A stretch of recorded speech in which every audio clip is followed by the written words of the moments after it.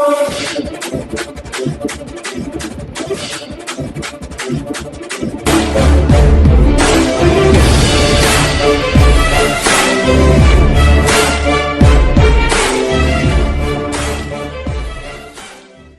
के मुखिया हैं, चीन का नाम लेने में अभी भी वो कोताही कर रहे हैं।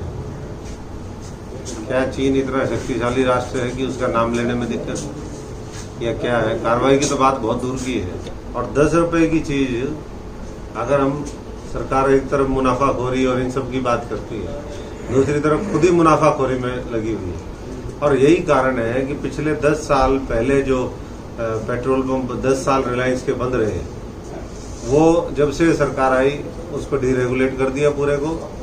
और अब रिलायंस जो है ग्रुप, जो पूरे दुनिया में महामारी है, वो कर्ज मुक्त भी हो रहा है, आज के पेट्रोल पंप भी धड़ल्ले से चल रहे हैं।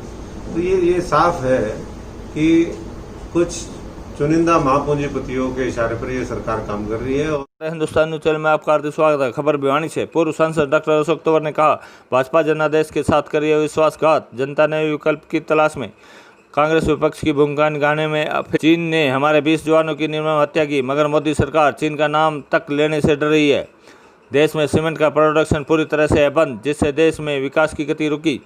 पेट्रोल व डीजल के दाम बढ़ा, सरकार मुनाफाखोरी में लग पर। हरियाणा के पूर्व सांसद डॉक्टर अशोक तंवर ने कहा कि देश व प्रदेश में वर्तमान सरकारों से जनता पूरी तरह से तंग आ चुकी है। जनादेश के साथ पूरी तरह विश्वासघात हो रहा है। जनता ने विकल्प की तलाश में। उन्हें प्रदेश कांग्रेस के पर निशाना साधते हुए कहा कि कांग्रेस विपक्ष की भूमिका निभाने में फेल रही है। उसके बड़े नेताओं ने सत्ता पक्ष के साथ साठ काट कर रखी है, इसलिए प्रदेश में कांग्रेस की हरकत खराब है। वे चौसाम में विकास यादव के निवास पर पत्रकारों से बात कर रहे थे। इस दौरान उन्होंने कई कार्यक्रमों में शिरकत की और लोगों से हालचाल पूछा। भिवानी से अनुप कुमार सैनी की रिपोर्ट। और विदेश नीति उसका भी फेलियर दिखता है। पाकिस्तान तो हमारा दुश्मन था ही था, लेकिन अब चीन, नेपाल और जो दूसरे हमारे पड़ोसी देश हैं, उनके साथ भी हमारे संबंध बहुत अच्छे नहीं रहे हैं, जो चिंताजनक बात है। क्योंकि हमेशा देश जो है गुटनिरपेक्ष नीति के ऊपर चला कि हम सबसे अच्छे हमारे संबंध होंगे, लेकिन हम किसी गुट में और नॉन अलाइन मूवमेंट जो है उसमें हम मजबूती से भाग लेंगे। और यही हमारी पंचशील का सिद्धांत था। अब चाहे वो टंगियोंग कसो लेक का मामला हो, चाहे वो गलवान रिवर का ये पूरा प्रकरण हो, तो अभी भी जो सरकार के मुखिया हैं, चीन का नाम लेने में अभी भी वो कोताही कर रहे हैं। क्या चीन इतना शक्तिशाली राष्ट्र है कि उसका नाम लेने में दिक्कत है या क्या है? कार्रवाई की तो बात बहुत दूर की है। क्या कदम उठाने चाहिए? नहीं, कदम तो जो हमारा जो मुल्क है बहुत ताकतवर है, और जो लोग ये कहते थे कि हम एक सर के बदले 10 सर लेकर के आएंगे, तो अब इस तरह की जब कार्रवाई होती है तो मैं समझता हूँ कि उसका करारा जवाब भी देना चाहिए। ना सत्ता राजनीति करे, ना विपक्ष राजनीति करे, सब लोग मिलकर के एकजुट होकर के हमारा जो भूभाग है वो अखंड रहे, हमारी राष्ट्रीय सुरक्षा के साथ कोई समझौता ना हो, ये सब लोगों को मिलकर सुनिश्चित करना चाहिए। और कहीं ना कहीं ये लगता है कि जो जनादेश है उसके साथ ऐतिहासिक विश्वासघात चल रहा है। आज पूरा मुल्क जो है 3 चीजों से परेशान है: कोविड-19, कोंग 2020 और कोविड, ये सब जगह चल रहा है। 56 इंच की छाती वाले कायम। तो अब दिखाना पड़ेगा दम, नहीं तो फिर जो है और जो बचे कुछ मुल्क हैं पड़ोसी हमारे, वो भी कुछ न कुछ देश की संप्रभुता को लेकर के, हमारी एकता और अखंडता को लेकर के कुछ न कुछ और प्रहार कर सकते। 56 इंच की छाती वाले कायम। तो अब दिखाना पड़ेगा दम, नहीं तो फिर जो है और जो बचे कुछ मुल्क हैं पड़ोसी हमारे, वो भी कुछ न कुछ देश की संप्रभुता को लेकर के, हमारी एकता और अखंडता को लेकर के कुछ न कुछ और प्रहार कर सकते। स्थिति तो खुद जो आज बनी है उसके लिए कांग्रेस जिम्मेदार है। कांग्रेस जब विपक्ष की भूमिका ना निभा करके और सत्ता पक्ष के साथ ही उसके जो बड़े नेता हैं वो समझौता कर ले, साठगांठ कर ले, तो उस पार्टी का क्या असर होगा वो तो आप अंदाजा लगा सकते हैं। ये तो उस समय हम सब लोगों की मेहनत मजदूरी थी, जिसकी वजह से मैं समझता हूँ कि इस तरीके के परिणाम आए। नहीं तो आगे जो है फिर मामला दिख जाएगा। लगातार पेट्रोल और डीजल की कीमतें बढ़ा रही है सरकार, इसके बारे में पिछले 16 दिन में लगातार कभी 50 पैसे, कभी 35 पैसे, कभी कितने पैसे करके करीबन 8 से 10 रुपए डीजल और पेट्रोल के दाम पूरे देश के अंदर अलग अलग हिस्सों में बढ़े हैं। तो एक तरफ तो आज क्रूड ऑयल का जो भाव है प्रति लीटर वो करीबन 10 रुपए हमें पड़ता है, और 10 रुपए की चीज अगर हम सरकार एक तरफ मुनाफाखोरी और इन सब की बात करती है, दूसरी तरफ खुद ही मुनाफाखोरी में लगी हुई है।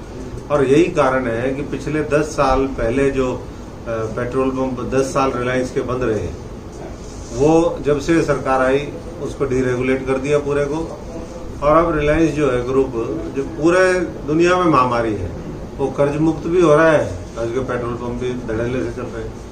तो ये साफ है कि कुछ चुनिंदा महापूंजीपतियों के इशारे पर ये सरकार काम कर रही है, और उसका जनता से कोई सरोकार नहीं है। जनता की कमर तोड़ दी। यहाँ पीछे मुझे ढाणी मऊ का मामला वो भी पता चला कि किसान जो है वो आंदोलनरत है। यहाँ टमाटर क्यों फेंक दिया गया सड़कों के ऊपर, क्योंकि कोई खरीदने वाला नहीं था। सरसों सड़ गई, उसका कोई ना सरकार उसकी जिम्मेदारी ले रही, ना कोई उठान हुआ, उसको लेकर के महापंचायतें हुई। तो अभी भी फसल के बहुत जगह उसकी कीमतें नहीं आई। तो किसान हो, गरीब मजदूर हो, प्रवासी मजदूर हो, और अब तो उद्योग धंधों में भी देखें, अभी हमें हमारे ओम प्रकाश जी यादव साहब के घर पे आए हैं और देख रहे थे कि सारे ट्रक खड़े करवा दिए। तो इस तरीके से बता रहे थे कि सीमेंट प्रोडक्शन पूरे भारतवर्ष में बंद हो गया। जब सीमेंट ही नहीं बनेगी तो इससे पता चलता है कि जो हमारा विकास की दर है वो तो नीचे है ही है, जो विकास की गति है वो भी थम गई है बिल्कुल। तो सीमेंट नहीं बन रही तो इसका मतलब कोई काम नहीं चल रहा, गवर्नमेंट प्रोजेक्ट नहीं है। गवर्नमेंट प्रोजेक्ट नहीं है। लगातार आप लोगों के संपर्क कर रहे हैं, पूरे दौरे करते रहते हैं, क्या मान के चल रहे हैं? दो पार्टी मिले या तो अभी तो नई पार्टी बनाएंगे आप? नहीं, देखिए हमने तो पहले ही कहा कि जो है प्रदेश और देश आज विकल्प की तलाश में है, और जहाँ अच्छा विकल्प उनको मिलता है वहाँ वो वर्तमान जो राजनीतिक दल है उनसे तो पूरी तरीके से विमुख है और उसको बदलने के लिए भी तैयार है। बाकी अभी ये जो कोरोना काल है ये तो मैं समझता हूँ कि समाज सेवा का है, और उसके साथ साथ हम देश प्रदेश के लिए जो कर सके। राजनीति का जब समय आएगा तब देखें। चुनाव तो कुछ दिनों में बदल जाता है। हरियाणा के अंदर पूरे जो समीकरण बदले वो हफ्ते के अंदर बदले, जो पिछला चुनाव का नतीजा आया। तो इसलिए अभी तो बड़ौदा बहुत दूर है। कहते हैं ना दिल्ली हनज दिल्ली दूर है, दिल्ली अभी दूर है, वैसे ही जो है तो आप किसका हनज बड़ौदा दूर है। आप किसका समर्थन करेंगे? नहीं, अभी तो समर्थन किसका करेंगे, नहीं करेंगे, क्या करेंगे, वो अभी जब चुनाव का समय आएगा उस समय देखेंगे, और आगे की परिस्थिति क्या बनती है। ये जो कोरोना का मामला है, अभी तो महामारी इतनी फैल गई, हरियाणा के अंदर करीबन 11,000 केस हो गए। टेस्टिंग अभी भी जितनी होनी चाहिए उतनी नहीं हो रही है। दिल्ली एनसीआर का पूरा इलाका, हमारे 5-6 डिस्ट्रिक्ट उसकी चपेट में जो बिल्कुल नज़दीक के हैं वहाँ है। तो ऐसे में मैं समझता हूँ कि एनसीआर को एक पूरा रीजन ट्रीट करके, वो केंद्र की सरकार भी अब जब केस बढ़ते हैं तो दिल्ली की बात करती है। दिल्ली के साथ फरीदाबाद है, गुड़गांव है, सोनीपत है, झज्जर है, रोहतक बिल्कुल साथ लगे हुए जिले हैं। तो इस तरीके से पानीपत हो, ये कोई दूर नहीं है, रोज का आना जाना है लोगों का। अगर हम इनको एक साथ मिलकर के कंट्रोल नहीं करेंगे, उसकी कोई ठोस रणनीति 3 महीने में तो कोई ऐसी ना तो रणनीति और ना कोई ऐसी कार्रवाई दिखी, बल्कि जो पूरी मेडिकल जो इंफ्रास्ट्रक्चर है वो चरमराती हुई दिख रही है। ये उसी तरीके ताश के पत्तों के ऊपर जैसे पूरा एक इमारत सी लगती है, वैसा ही ये दिख रहा है। दिखाने के लिए, बोलने के लिए बहुत कुछ है, लेकिन जब वहाँ केसेस बढ़ रहे हैं या और आगे बढ़ेंगे तो मुझे नहीं लगता कि ये लोग हैंडल कर पाएंगे।